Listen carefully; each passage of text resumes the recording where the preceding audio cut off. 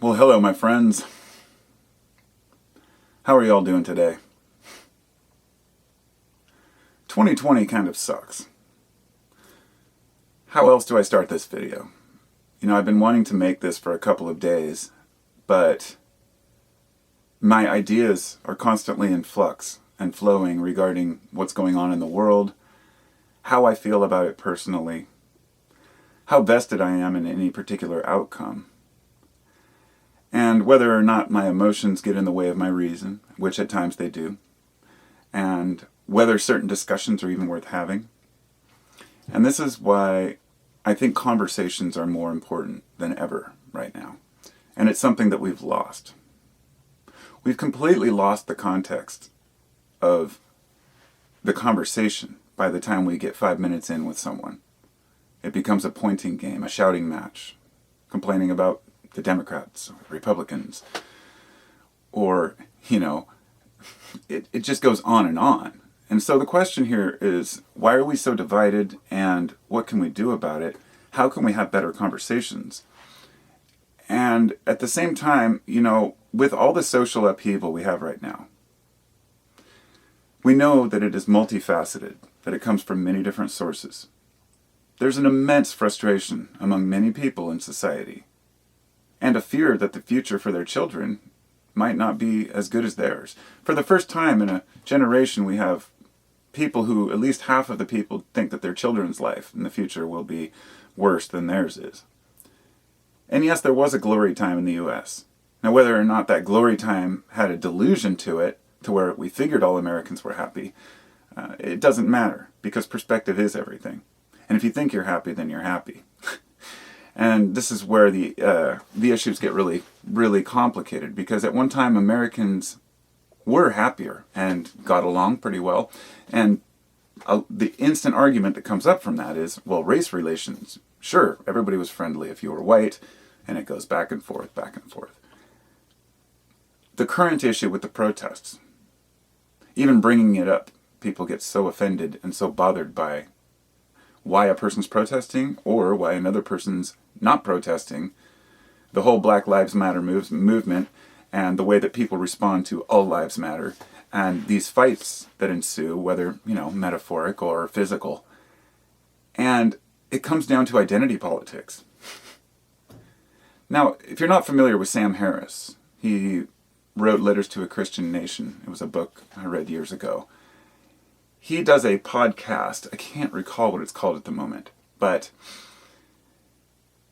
I listened to his 2-hour podcast from last week, which was recommended by Brett Weinstein, which is an evolutionary biologist that I follow, him and his wife, Heather Hayes, and they do a podcast pretty much every day these days, the Dark Horse podcast.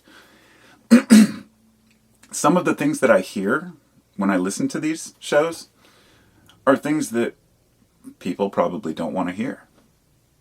They come down to the unpopular opinions category. But if you're willing to be honest with yourself and not let your emotions dictate what you think is true, and you can listen through these things, then you hear another perspective, that crime has actually improved over the last 20 years, and a lot less people are shot by police. And so he will make a counter argument, which is instantly met with resistance from the extreme left. This is the problem that we have. In fact, every time I've talked about this, a lot of folks have accused me and my group, or the liberals, or whatever it might be. I do lean, and I have liberal views on things, but I'm not an idiot. I know that this is bigger than just Black Lives Matter, and I know that this is bigger than just police.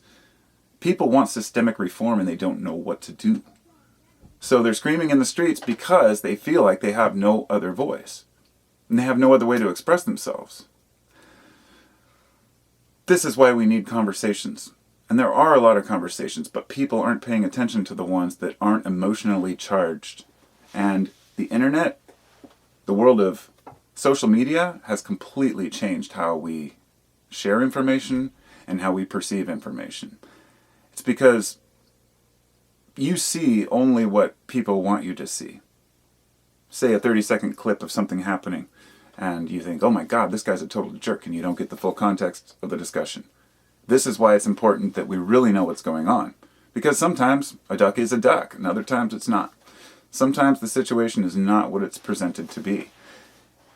But the reason I bring that up is because the most emotionally charged headlines and videos are the ones that people love to post. They get the most views, the most recognition, and make the most money. And this isn't always the case.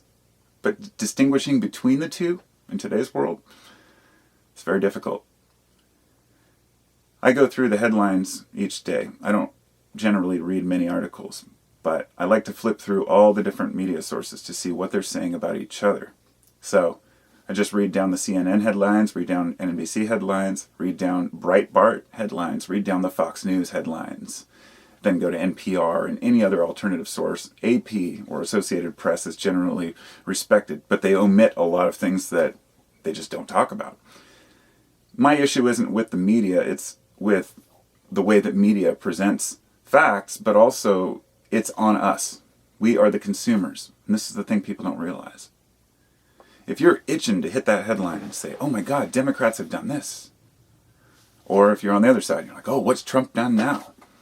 I see that's what happens. On the left, it's a constant obsession with Trump, and on the right, it's a constant obsession with Democrats, or Antifa, or whatever it might be that week.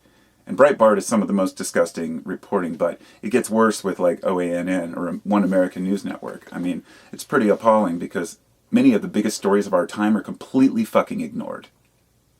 Completely ignored. And, of course, this is subjective. Some people think the biggest issues of our time are whether or not a few Democrats are protesting instead of, or whether, on the left, they're talking about somebody, how these armed militias are out causing trouble. But really, these are just small stories.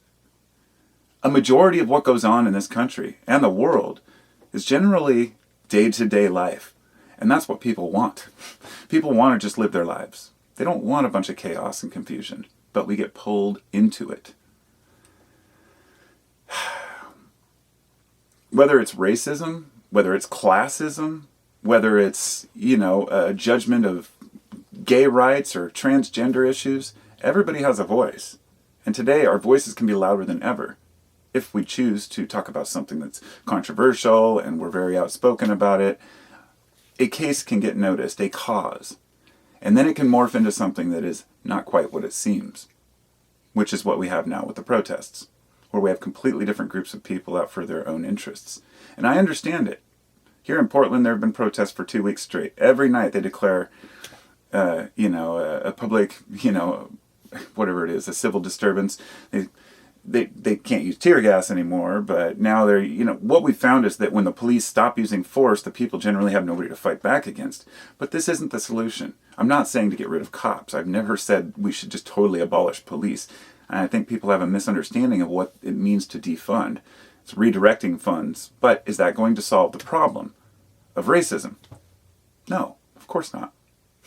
You can't get rid of a systematic problem by throwing money at in different places.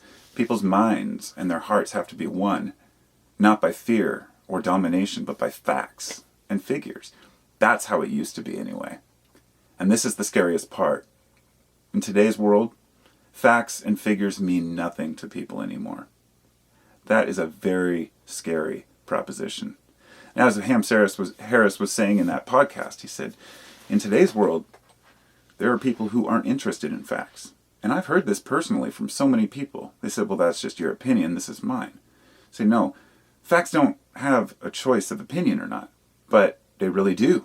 Because it depends on which news source you listen to or which person you listen to and which stories people are willing to cover and talk about more.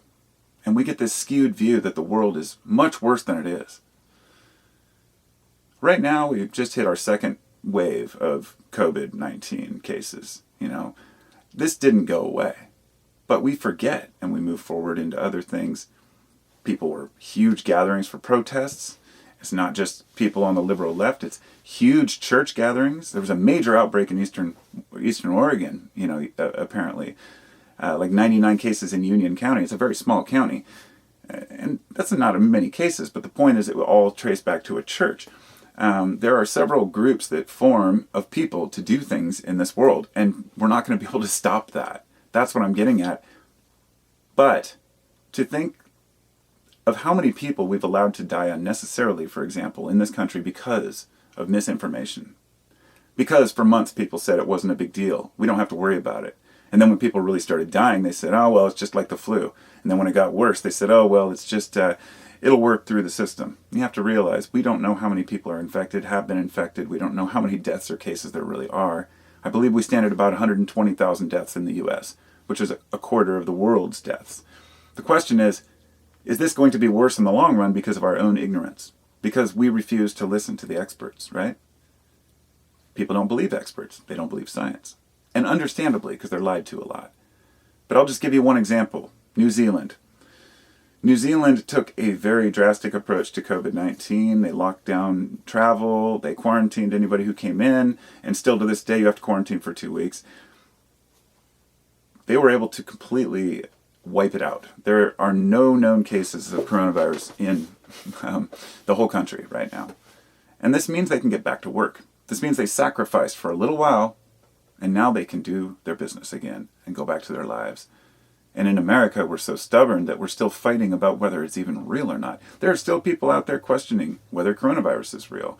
There are still people who think that every single protest is a bunch of rioters breaking and looting, because those are the stories that the media chooses to focus on.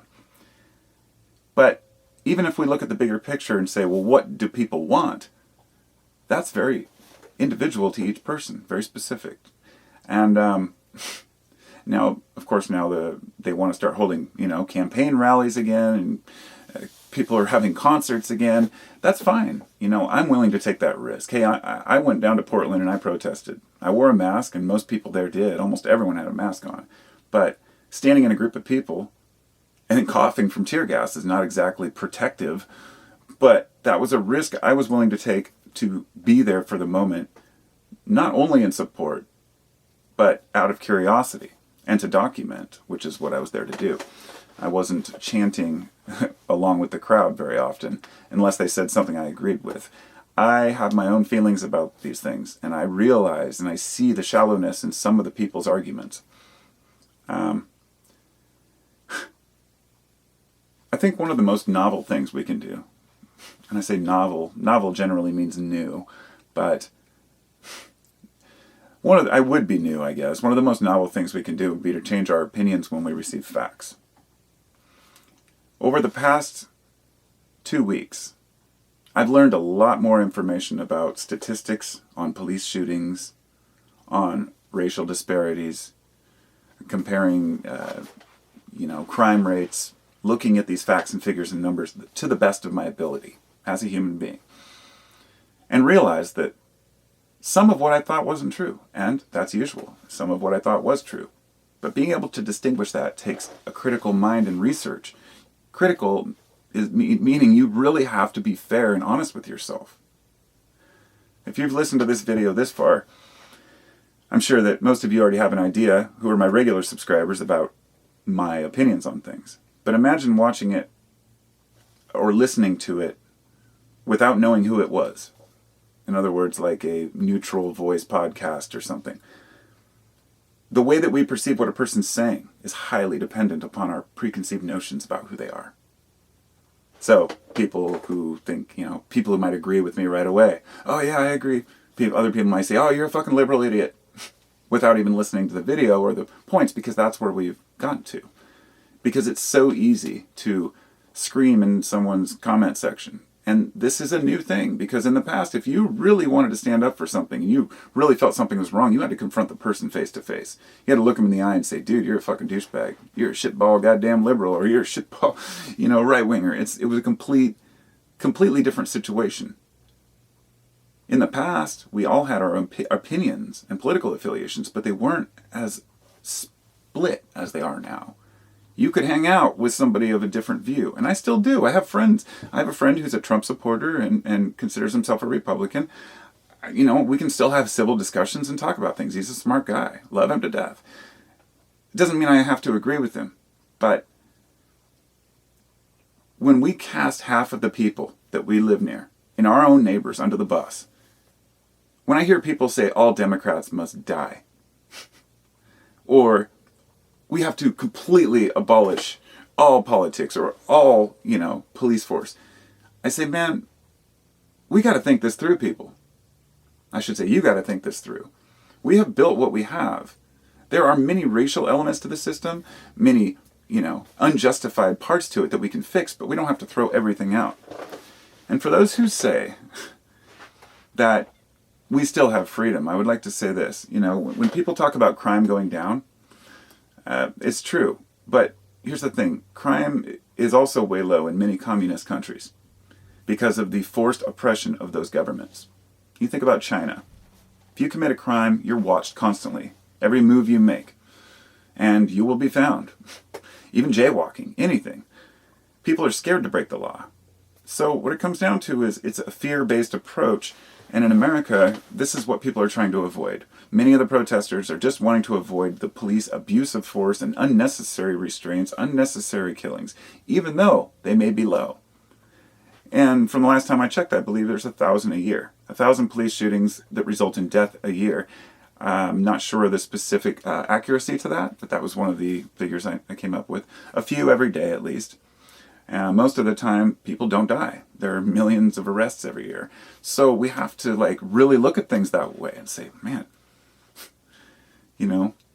ideas are all we have. And we really want to stand by our values and what we believe to be true.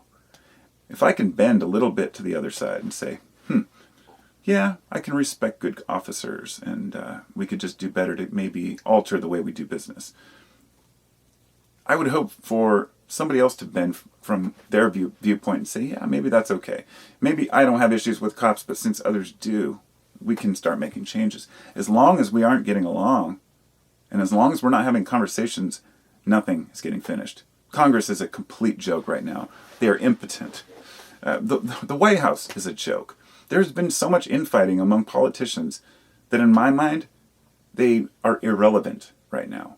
But they're not. Because when somebody says something, I desperately miss good leadership. And some may get offended by that. They think Trump is a great leader, and that's fine. You're welcome to that belief. I will respect your viewpoint on that. But I just don't. I was raised differently. I don't think that being a bully and attacking people and calling them names and little pet names and tweeting about your own birthday and tweeting about totally irrelevant things, all politicians just want to get reelected. And that is pretty sad to me. Some other changes that we can make. Because if a person's focused on just their image, then nothing gets done. Because sometimes the things that need to get done are not pretty. And people won't like it. But in the long run, it'll benefit more people.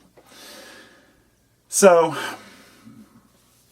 if all protesters are terrorists, according to some, and all right-wingers are just gun-toting idiots, according to some, how are we ever going to get past this? Because this nation can be salvaged. It really can. It's not going to improve if we're not having these conversations. You cannot be a moderate. If you decide to be a moderate, people will say you have to be this or that. And I'm not saying you can't be, but rather, everyone feels like they're under attack, right? Liberals are under attack. Racists are under attack.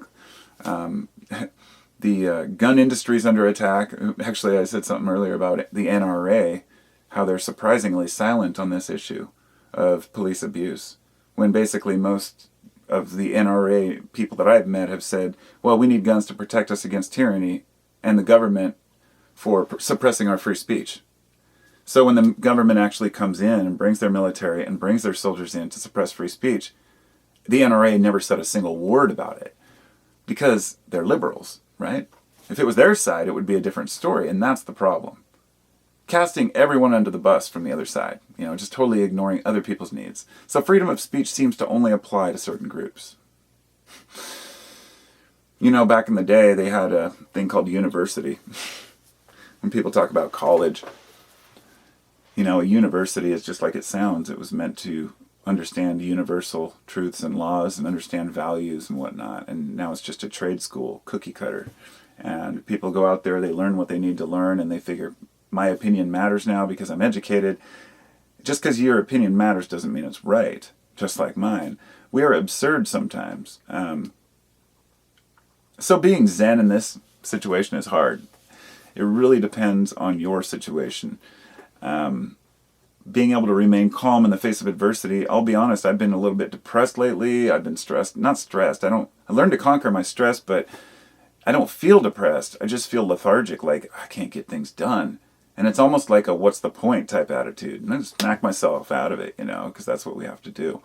But the thing to remember is, as individuals, we focus on certain things at certain times when they affect us, which is why I talk about things when the subject occurs to me. The current issue of police has been an ongoing theme of mine for years. I have a lot to say about that well before this happened, but now I'm becoming very cringe at how people are trying to own the movement as their own.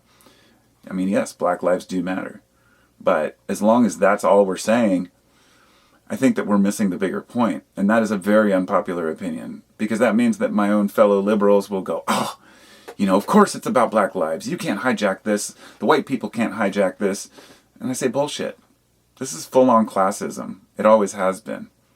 And yes, police forces were originally formed to keep slaves in line. I understand the basis of policing and where they came from. But today, we have a different situation. And we have to look at the numbers. We have to look at the real factors. I think that America has kind of lost touch, but that we can bring it back together. A lot of it has to do with what some people call toxic masculinity, which could also be toxic feminism on the same side. And I'm going to make a totally separate video about that because I think it's important. And I don't want people to misinterpret me just throwing that on the end here. Because, the Jesus with a rippling biceps and a six-pack, that's what I'm talking about. Or pictures of Trump with the same. The strong man mentality that my hero is this big buff guy, and that's how we view America. And I think it's time to step back and humble ourselves a little bit. I'm sure all of you respect humble people over arrogant people. That's the way that nations should operate as well. But what do I know? I'm just another human. Thanks for listening, and I'll talk to y'all soon. Thanks to my patrons, thanks to my family and my friends, and thanks to all of you who maybe made it through this video and are able to contribute some thoughts of your own, because this is way beyond a political issue. I mean, not political, a left or right political issue. It's a very bipartisan thing that we need to deal with that extends way beyond police and deep into the system itself. Corruption is everywhere. So, yeah. Talk to y'all soon.